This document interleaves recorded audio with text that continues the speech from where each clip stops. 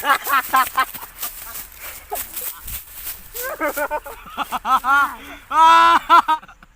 ื่อว่าแล้วมันลายไกลบอกโอ้นี่ไงเดี๋ยวเนาะเอาสลบเลยลากออกเลยโอ้ตาย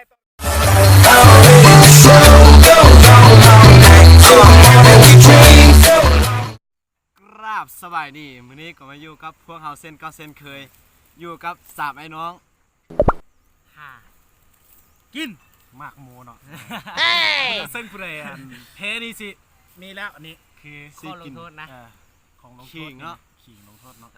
เดี๋ยวพากันเอาจักเงิมสามโมเอาน้อยๆกันบอกเฮ็ดสามเลยเฮ็ดเยอะๆเลยสามใหญ่มาว่าบดได้ตีแล้วใหญ่เนี่ยเอาน้อยๆก้อนก็ได้น้อยๆเราแบ่งกันซะแบ่งกันก่อนอะไรให้เป็น2ยิ้มโอ้แดกลี่เอาหยิบอย่างนี้แหละเอาสำนี้แหละโอ้บดว่าน้องว่าให้ติบ่อะไรกันนี่นะเฮ็ดเส้นเฮาแล้วไอ้ย่าเฮานี่นะเฮ็ดเส้นเฮาแล้วนี่นะ2ยิ้มเนาะ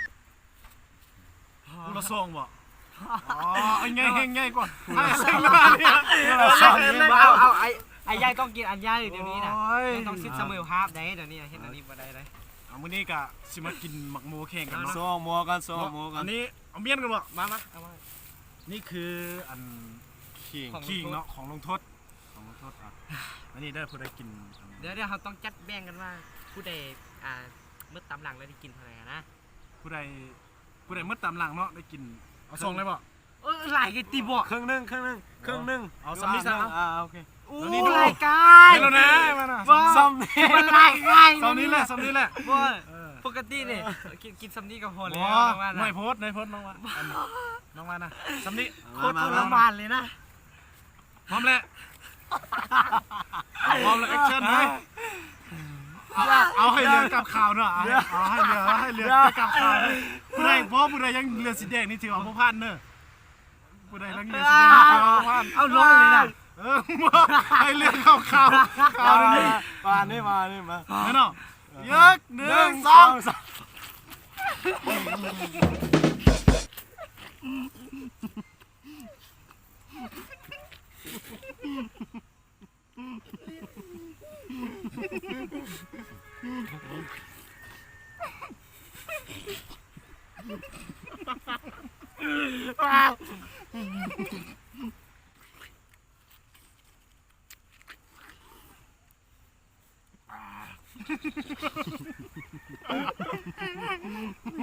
ยมาถึงไหนทำไมชีวิตเราต้องมาเป็นนี่คืออะไร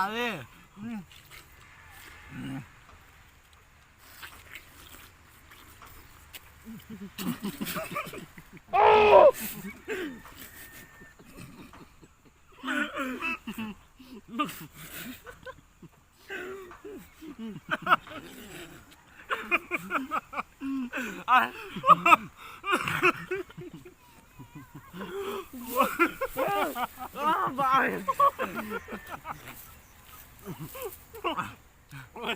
ตายแล้วอเล็ก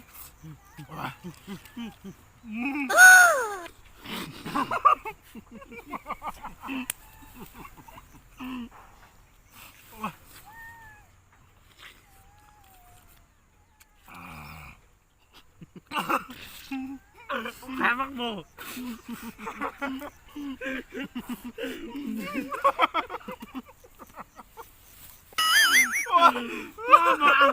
มันง่ายกับใจป้าเลยอ่ะ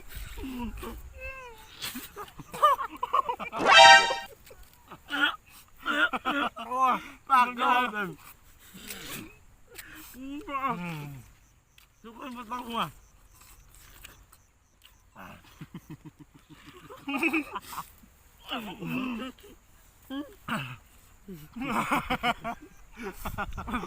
แม่มังโมดเลยน้ำมังโมออกดังแล้วเนี่ย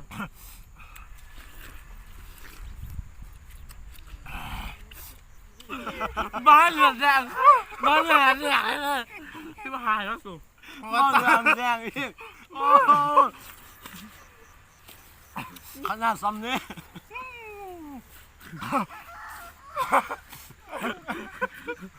ทำไมชีวิตเราต้องมาทุกข์ขนาดนี้สำหรับกินไปพูดไปเนาะเดี๋ยวนี้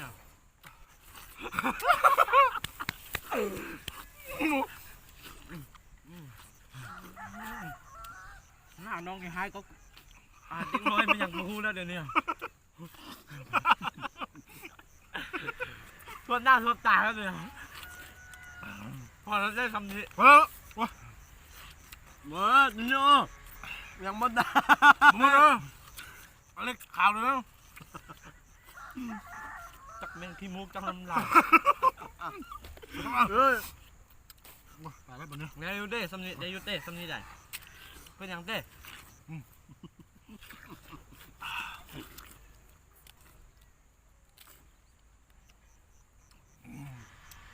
ทีละเล็กทีละน้อยแล้วขี้มุกจะต้องตายพออภัยมาแล้ว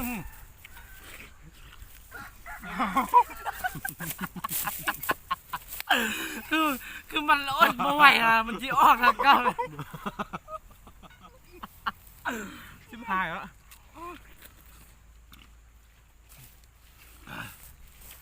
เขากินด้วยไม่ได้แสดงออกมัด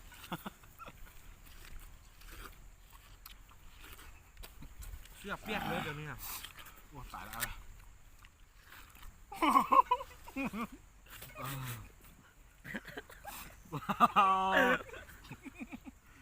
ตายแล้ว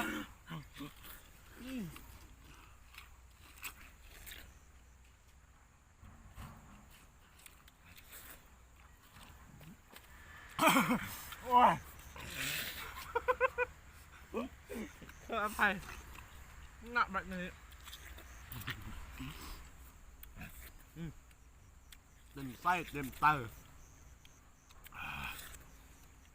ป่าเนี่ยจะหัวแม่มันฟุ้งมันฟุ้งมันยาวมาปิดหน้ากับกล้องดีๆครับ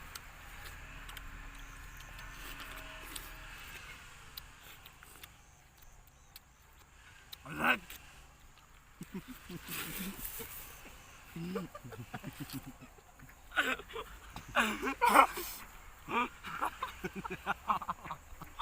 โอเคเห็นแล้ว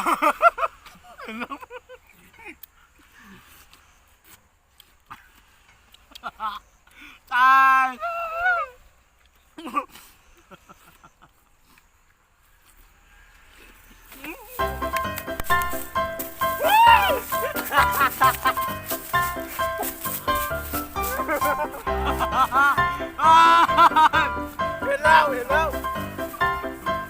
ห็นแล้ว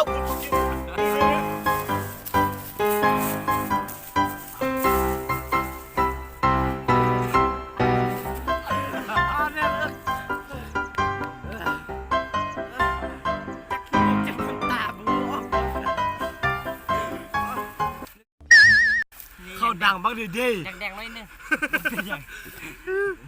เห็นแล้วบนลงโทษนี่เห็นว่า ซ้อของพนักกินอันนี้ใส่แมงเดี๋ยว อันนี้จะสองอันเลยได้อันนี้น่ะอันนี้จัก จับโซ่ได้ อันนี้จักทอนบู เป็น3 ท่อน อันนี้ของ 4 ท่อน 2 ท่อนเลยได้ดีน่ะ ท่อนเลยนี่ 2 ท่อนเลย2 คือ ท่อน กินว่าพลาดเนาะพบแล้วผู้ซีนั้นนะเฮ็ดไปว่า เจียวปลาสบีเนาะใส่เนาะเอ้ากันเลยหมดเลย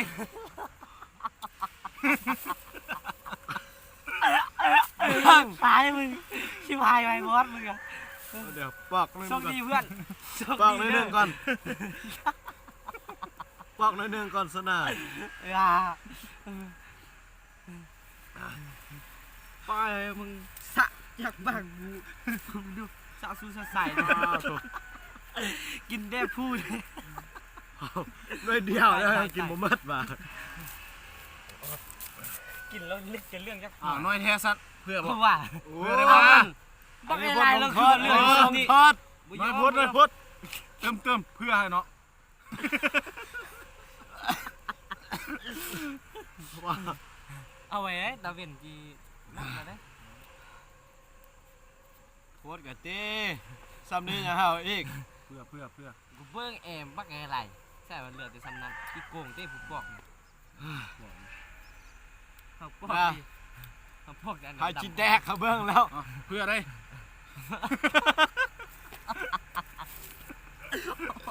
ทำไปได้ไงอิ่มท้อง เอาไปเลยเพื่อน งับเลย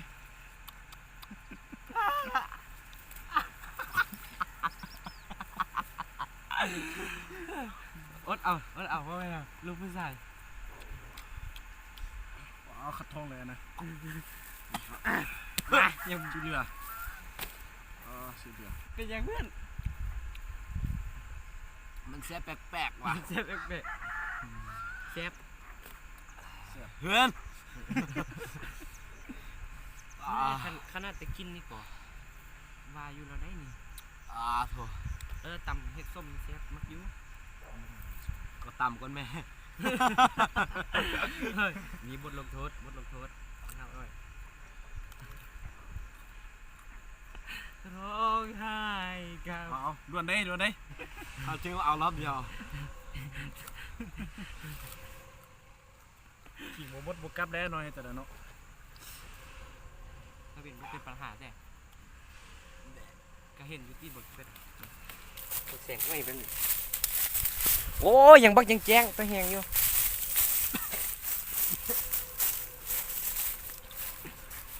ใจสู้ ทำไปได้ไง ๆสู้ๆเด้อเพื่อน อย่างก่อน ปั้น นี่ ปั้นยิงไม่พลาดเลย นี่บ่เศร้า บนเสาโอ้ยว่านั่น ไป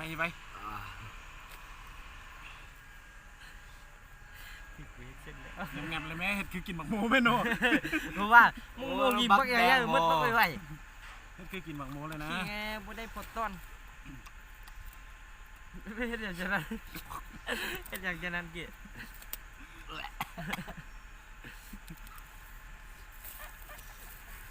โคตรแซ่บเลย โบมดวะ บุญเป็นอย่างแซ่บเพราะอันนี้แล้วเอาบนดำเอาได้เลย ว่าสื่อออกลายแล้วได้ บนดำลายวะ บ่ได้จะนี่นะ ไม่ต้องดำลายนะ นี่แหละ คนอ่อนนะนี่นะ เอ้ย โอ้ยจับเราก็ต้องได้กินแล้วนะ ตกนิดนึงกับบปาดได้โอ้ยหมดแล้วคุณภาพของ โอ้เนี่ยมันเจอ ปัดเอาแม่ นี่แล้วนี่ ตกรอบนี้นี่แม่นะเจ็ดตนาแล้วรอบนี้เลย มด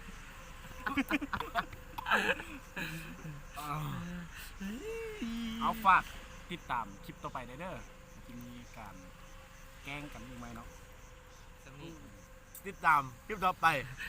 คลิปนี้เฮายอม สรุปคือ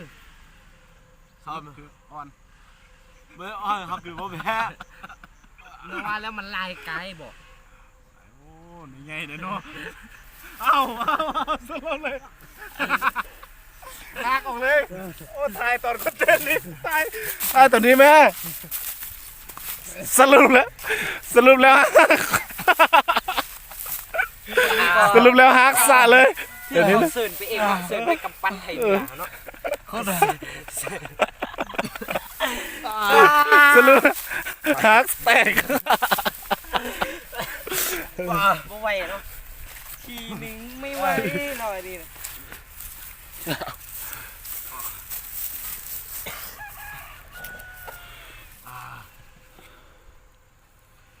ติดตามตอนต่อไปวันของกอง บ่ก่อนอื่นมดอย่าลืมกดไลค์ กดแชร์ แอนติดตาม ฝากติดตามตอนต่อไปเลยเนาะก่อนอื่นหมด กดไลค์ กดแชร์ คอมเมนต์ ที่ซ่อง VN เฮ้ 3ไอ้น้องเนาะฝากติดตามด้วยเด้อ และฝากเฟซเนี่ย เมืองงาแขงอุดมไซโพสต์เป็นแฟนเพจเนาะหรือว่าฝากซ่องเลยเนาะซ่องไอไซก็ได้ไอไซไทยเหนือชาแนล สำหรับเขาเองก็สร้างช่องแต่ว่ากับบ่มีผลงานเนี่ยนะกับบ่อยากฝากอย่างเพื่อฝากเฟซไปก่อนอีเร็กบ่แม่นอีเร็กเนาะมั่วอาเร็กหรือว่าเล็กละบ่แม่นอาเร็กหรอกจับผิดว่ะน่าจะแม่น LEX ตัวยาวแล้วก็ไวรัสน่าจะเข้าใจกับที่ไปเร็กมันก็เห็นเลยฝาก คลิปมื้อนี้ก็เมื่อเพียงซ้ำนี้สาบไอ้น้องก็กินหมักโมเจ้าของซ่องเป็นผู้แพ้อีกคัก ขอ จบ จบคลิป เพียงซ้ำนี้รุชบาย